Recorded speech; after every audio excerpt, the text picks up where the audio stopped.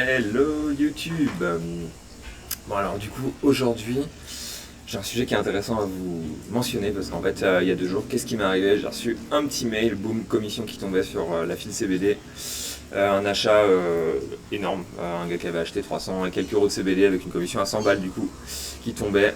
Donc voilà, gros plaisir, j'étais en mode putain yes, j'ai bien fait de choisir cette niche, c'est cool. Belle affile sur la 100 balles, je prends une bière de plus. Voilà. J'étais content honnêtement, c'était vraiment top. Ensuite m'est arrivé un peu le truc, je me suis dit bon bah vas-y, ce serait bien d'en parler un peu. Et du coup plusieurs choses. La première chose c'est pourquoi choisir le CBD. Pourquoi est-ce que j'avais choisi le CBD. Je vais assez vite passer sur un petit écran que j'aime bien. Hop là, on arrive direct chez les makers. Flo de Asynchrone, tu vas bien kiffer que je vous pousse un peu parce que c'est le sang quand même. Mais c'est le meilleur article en français alors qu'il est sur les meilleures affilies à faire. Donc en fait, si vous cherchez des affiliations, n'hésitez surtout pas à aller checker les affilies. J'avais pris une licence affiliate listing. Honnêtement, je vais être transparent, elle m'a pas énormément aidé, étant donné que en fait, quand vous connaissez les acteurs que vous devez promouvoir, quand vous connaissez votre niche, vous trouvez assez facilement les acteurs que vous devez promouvoir. Et donc très rapidement, vous allez chercher leur programme individuellement plutôt qu'aller chercher en masse. Je pense que ça peut être intéressant pour ceux qui font du programmatique et qui ont envie d'être très massif, mais honnêtement, alors qu'il est, je pense que la file c'est plus un truc artisanal, du moins quand tu commences. Voilà, donc en fait, il commence avec les niches les plus rentables en 2023, et donc je vais les commenter rapidement chacune une par une, histoire d'avoir un petit truc vite fait. Tout d'abord, les VPN. VPN, ouais, bah ouais, 50 balles de CPA, ça sponsorise tout YouTube, donc évidemment les VPN c'est une bonne niche, alors qu'il est, je pense qu'il y a déjà pas mal de sites qui sont des gros sites sur les VPN, mais ça pourrait être intéressant, toujours comme niche à les gratter, mais c'est chaud quand même, hein. Le gaming et le VPN et tout ce qui est tech c'est un peu chaud. Les logiciels c'est très très bon pour moi, c'est ce qu'il y a de mieux encore dans la niche tech, parce que le gaming c'est cool, mais c'est pas dinguerie non plus. Le logiciel, en fait, il y a des nouveaux logiciels qui sortent très régulièrement et les SERPs sont du coup se renouvellent, et donc en fait il faut aller les chercher. Et du coup voilà, pour avoir fait un tout petit peu lors de ma dernière expérience pro, j'ai vu un peu ce que pouvait faire le logiciel, très bien. Dans le texte que je rajouterai aussi, qui n'est pas mentionné ici, il y a le logiciel espion avec MSpy, donc voilà. C'est pas mal du tout, je sais, dans les trucs qui sont cool. En finance, assurance j'ai jamais fait. Banque, je sais que c'est une bonne niche. Rachat de crédit, c'est une très bonne niche, mais ultra compétitif. Crypto, c'est intéressant, mais il faut avoir les bonnes affiles. Donc voilà, tout ça, la finance, c'est pas le même jeu, il faut beaucoup d'argent pour aller dessus. Sur le côté business, formation en ligne, ce qui est chiant, c'est que c'est pas vraiment un achat dont les gens cherchent pour le faire. À la rigueur, peut-être sur des requêtes genre formation CPF, mais ça, Romain doit déjà le savoir. Faire de l'argent en ligne, voilà, le make money, mais ça c'est chaud en vrai, le make money. Et les SaaS, pour moi, ça rejoint le logiciel, donc c'est un peu sem-sem. Et c'est des bons programmes avec du rev share et des bons CPA. Lifestyle, dating, ça c'est plus à faire, plus à savoir, vraiment top truc.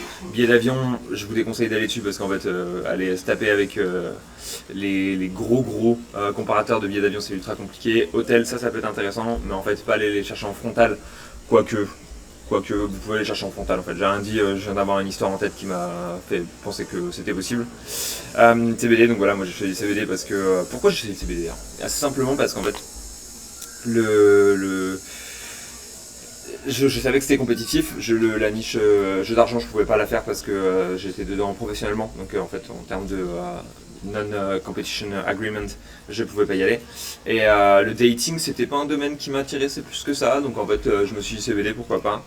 Je pensais que c'était une plus grosse niche que ça ne l'est vraiment. Honnêtement, en fait, le CBD c'est un peu capé en termes de revenus. Genre les plus gros revenus qu'on peut faire sur CBD, je pense que c'est approximativement 50-60 000 euros par mois. Ce qui est déjà énorme, hein, on va pas se mentir. Mais bon, c'est pas non plus la panacée quand on sait qu'il y a des niches qui peuvent faire plus 100 000, 200 000, 500 000, 1 million, etc. Compléments alimentaires et perte de poids, c'est des niches que je connais pas du tout, la Nutra, mais apparemment des bonnes niches, donc écoutez, n'hésitez pas à y aller. Tout ce qui est gambling, donc jeu d'argent, très bonne niche, sûrement la meilleure, honnêtement, je suis pas sûr, mais probablement une des meilleures. Avec le dating, mais le dating c'est tellement large que c'est compliqué, le casino et le jeu d'argent c'est très serré comme niche.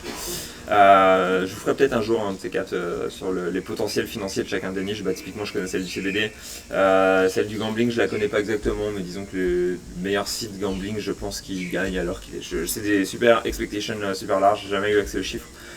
des entreprises dans lesquelles je travaillais, donc je peux pas vous donner les chiffres exacts, mais je peux vous dire que les gens qui travaillent dans le gambling, alors que les top sites, ils doivent faire entre 100 000 euros, peut-être un peu plus de 100 000 euros par mois. Donc pas mal quoi, on va mettre le top 5, allez, il doit faire ça, et le top 1 peut-être 300 000, 400 000, quelque chose comme ça. En paris sportif je sais pas, mais bon si Yann fait 20 millions de CA, que le marché français c'est plus son marché principal, je pense pas, je pense que alors qu'on a vu avec les rachats qu'il était plus en France majoritairement, la France ça doit faire 25%, il y a 5 millions de CA en France, c'est énorme quand même. Yann apparemment la France est encore un bon marché pour les paris sportifs. En termes de développement personnel, nootropique, voyance, j'ai jamais vu personne qui travaille dans la voyance, mais c'est un domaine qui m'intéresse énormément. J'aurais adoré me lancer sur la voyance, mais j'ai regardé les typologies de sites, c'est pas du tout le typologie de site que j'ai l'habitude de travailler. Donc je sais pas du tout comment ça fonctionne, j'aimerais trop essayer en vrai, honnêtement. Si un jour quelqu'un a un plan voyance, si aujourd'hui quelqu'un a un plan voyance, n'hésitez pas à m'en parler, c'est avec grand plaisir. Nootropique aussi, c'est une thématique que j'aurais aimé attaquer et que j'aurais pu attaquer si j'avais pas attaqué le CBD. Pourquoi j'ai attaqué en plus une thématique qui m'intéressait beaucoup au moment où je me suis lancé. Mais typiquement le CBD, j'ai fumé pas mal de cannabis, je fume encore du cannabis de temps en temps, et donc typiquement le CBD c'est une thématique qui m'attirait un peu plus. J'étais consommateur de CBD quand j'étais à Malte, et donc les nootropiques, très bonne, je pense, bonne niche intéressante et niche en croissance notamment. Et ensuite niveau maison, matelas, c'est que sommeil c'est un gros truc en général, la robotique c'est un bon truc, animaux de compagnie c'est intéressant. Tout ça c'est des bonnes niches, c'est des niches un peu clean. Un gros truc qui est à noter au sein de toutes ces niches, et de pour ou contre, assez simplement, est-ce que un média genre Le Monde va pouvoir faire une page dessus, et en fait c'est souvent un truc qu'on regarde pour savoir si la niche elle va se faire bouffer par des acteurs externes. Est-ce que Google et la SGE vont pouvoir aller se lancer dessus, à quel point est-ce que c'est dodgy en fait, assez simplement. Et donc je pense que VPN gaming logiciel par exemple, ça va être peu dodgy, et donc Google va pouvoir se lancer dessus. Ça pareil, ça va pouvoir se lancer dessus. La crypto il va sûrement pas y aller. Make money il va sûrement pas y aller par exemple. Le dating il va pas y aller. Les billets d'avion il est déjà dessus, donc tu vois le code Google est déjà dessus, c'est un peu chaud quand même. Les hôtels c'est tellement large que c'est compliqué à tout ratisser. Le CBD il va pas aller dessus, complément alimentaire il va pas aller dessus, perte de poids il va pas aller dessus, donc en gros ça vous êtes à peu près safe normalement. Encore que perte de poids, je sais que c'est déjà un peu travaillé par les gros médias, mais bon on peut être un peu plus agressif peut-être. Gambling ça sera pas touché, ça sera pas touché ni par les gros médias ni par Google et compagnie, donc on peut y aller. Et tout ça sera touché et par les gros médias et par LSGE et compagnie, donc typiquement c'est des bonnes niches parce qu'on sait qu'elles payent, mais c'est un peu chaud parce qu'en fait la compétition va être ultra accrue. C'est un peu un petit review des niches les plus rentables. Je regarde ce que j'avais noté. Si vous parlez anglais, n'hésitez surtout pas à aller voir l'article d'Authority Hacker, je les pousserai régulièrement, mais très très bon article pour choisir sa niche. Sûrement un des meilleurs articles alors qu'il est évidemment en premier en anglais, 140 niches différentes, c'est des ouf. Voilà, merci Gaël le sang. Et je regarde comment je veux dire, c'est une niche de cœur vs niche rentable, ça c'est intéressant. Niche de cœur vs niche rentable. Si votre niche rentable, s'il y a une niche rentable qui vous attire particulièrement parce que c'est un peu une niche de cœur, n'hésitez surtout pas à y aller vraiment là-dedans, parce que niche de cœur plus niche rentable, c'est 100% bénéf. C'est les personnes que j'ai vu faire le plus d'argent dans les niches rentables, c'est les gens qui sont attirés par ces niches rentables et qui apprécient particulièrement ces niches rentables. Et donc c'est le cas dans le jeu d'argent, c'est le cas dans le CBD, dans les top affiliés, il y a plusieurs consommateurs de CBD, gros consommateurs de CBD. Et donc c'est top. Maintenant si vous avez vraiment une passion, une niche qui vous intéresse, qui n'est pas du tout rentable et où on sait que c'est déjà ultra chaud au niveau gros médias et tout, évidemment peut-être choisissez un truc un peu différent. Et enfin, d'ailleurs on a ici le best niche affiliate marketing, là CBD ressort, yes, ma niche préf. Et donc en fait ensuite qu'est-ce qu'il y a, si vous avez un truc de cœur, vous vous dites ouais c'est pas rentable, faut pas faire le truc de cœur, n'hésitez pas à vous poser la question quand même de plusieurs choses. Est-ce qu'il y a de la place sur la SERP? Si la SERP elle est dominée, genre 5 plus grosses et 5 gros médias, sur genre 5 SERP différentes que vous regardez, laissez tomber parce qu'en fait vous n'arriverez jamais à ranker. Si maintenant vous voyez qu'il y a un peu de place, qu'il y a des EMD, qu'il y a des petits affiliés, qu'il y a des trucs comme ça, des trucs un peu homemade, et ça peut être intéressant de regarder. Si vous vous dites ouais tout Amazon c'est mort, je gagnerai pas d'argent avec Amazon, et en fait réfléchissez différemment, allez chercher des deals ailleurs. Typiquement si vous faites une truc niche gaming, je sais qu'il y a plusieurs shops en ligne qui vendent qui vendent des fauteuils gaming. Et donc allez pas voir Amazon en fait. Amazon il a un programme d'affi où on sait que on prend que 1% ou 2%. Allez voir des gars qui vont vous proposer 10%, 15%. Allez affilier des produits spécifiques sur Amazon où vous savez que vous avez un accord. Par exemple, il y a un truc qui est faisable. Vous allez, allez, je vais vous faire voir. On va faire la petite recherche en même temps. Hop là. Fauteuil gaming Amazon. On va aller chercher. Tac, petite vérif que je saute bien l'écran. Nickel, on est bien. Hop là, alors attendez, je sais qui est-ce que je vais aller chercher. Parce que c'est les poteaux de chez Klim. Hop là. Imaginons qu'on veuille. Voilà, en fait, typiquement, vous prenez ça. Vous allez voir, vous envoyez un message à Klim. Vous leur dites écoutez, je suis un affilié, je fais de la chaise gaming. Moi, alors qu'il est, les coms, elles sont pas assez bonnes sur Amazon globalement. Je sais que Klim, je sais pas s'ils ont une boutique en ligne ou pas, mais demandez-lui de discuter avec Paul de chez Klim par exemple. Et potentiellement, ce que vous pouvez lui demander, et je sais pas du tout s'il sera d'accord ou pas, mais je sais que c'est le genre de truc qui a été fait par certaines personnes dans le passé, vous lui dites, je sais que toi tu marches tant sur Amazon, est-ce que tu peux augmenter ma commission et mon affiliation Amazon en fait. Et tout ce que je vends sur Amazon pour toi, bah tu me le notes. Et en plus du 1% ou du 2% qu'Amazon me file, toi tu me refiles 2% de plus. Et en fait vous venez instantanément de doubler votre affiliation Amazon parce que vous avez un partenariat particulier avec un des gars que vous vendez sur Amazon et vous vendrez très majoritairement lui du coup, etc. etc. Bref, ça c'est une petite technique pour booster votre affiliation uniquement par Amazon. Mais sinon vous pouvez même faire ça, acheter fauteuil gamer, hop là. Vous allez chercher d'autres sites que Amazon. Donc voilà, Boulanger, Fnac, etc. Bon, tous leurs programmes ils sont un peu pétés malheureusement. Mais le mieux c'est d'aller chercher un spécialiste. Donc LDLC par exemple, ils sont spécialistes, je pense que leur programme d'affilié est pas dingue, mais bon, pourquoi pas. Allez voir. Et sinon, ouais, voilà, là on commence à avoir des trucs intéressants. Rect, Bureau Vallée, ça peut être intéressant, même si c'est encore un peu centralisé et machin. Mais voilà, on va aller chercher des spécialistes. Et quand vous avez les spécialistes, alors attends, bah, typiquement fauteuil gamer là, eux voilà. Ça c'est parfait. EMD, le gars c'était sûrement un affilié, il a sûrement turn en produit comme ça. Bah, vous négociez avec lui, vous discutez avec lui pour qu'il vous fasse un programme d'affilié à 10 ou 15%. Parce que lui forcément comme il n'est pas sur Amazon, il marche un peu plus que les gens sur Amazon, il va vous proposer un vrai programme d'affilié. Et donc voilà, en fait là vous venez de négocier un programme d'affilié qui est bien plus honnête que ce que vous auriez eu sur Amazon. La conversion sera moindre, ça c'est sûr, mais vous avez un programme d'affilié qui est meilleur. Donc voilà, petite technique pour aller développer une affile de cœur et la transformer en affile un peu plus rentable. Ça c'est un truc qui marche bien. Et enfin voilà, le dernier sujet duquel je voulais vous reparler, c'était mon fichier Excel idée de bise. Alors je vais aller regarder d'abord très rapidement si il est, hop là, on repasse à la scène 1, je vais aller regarder très rapidement s'il est montrable en l'état. Parce que j'ai eu plusieurs commentaires qui m'ont dit qu'il était cool, que vous aviez bien apprécié, donc voilà, je vais aller regarder et je vais aller le commenter un tout petit peu plus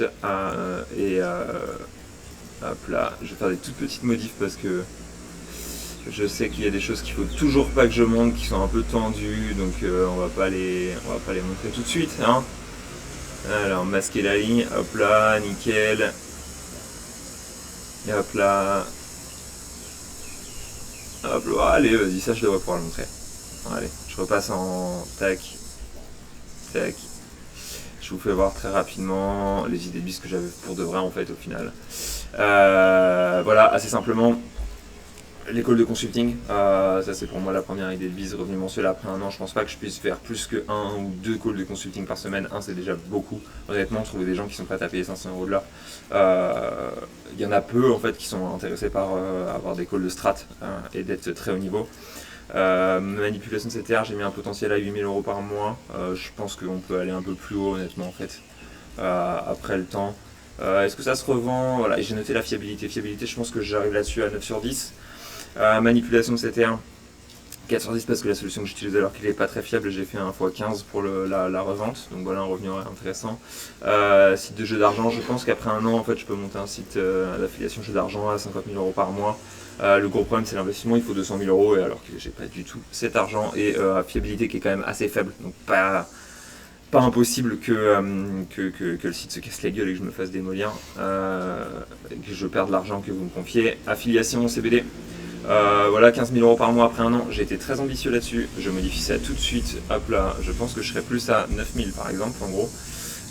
Combien d'heures par semaine? 25 heures, investissement 10 000 euros. Je pense que c'est possible. La plupart des gens qui sont sur le marché ont investi beaucoup plus, mais en mode un peu artisanal, je pense que c'est faisable. Voilà, on a le freelance client classique, donc client à la journée. On prend des journées complètes.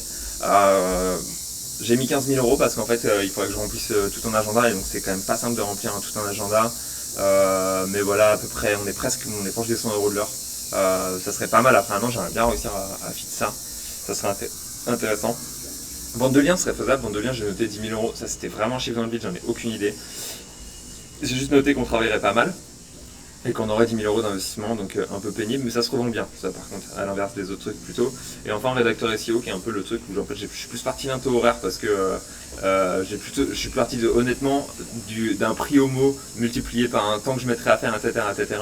Et donc on est un peu sur le revenu horaire le plus bas. Je sais que j'ai des amis rédacteurs qui gagnent genre beaucoup plus, genre ouais, je pense à un gars qui doit faire 8-9 000 euros par mois.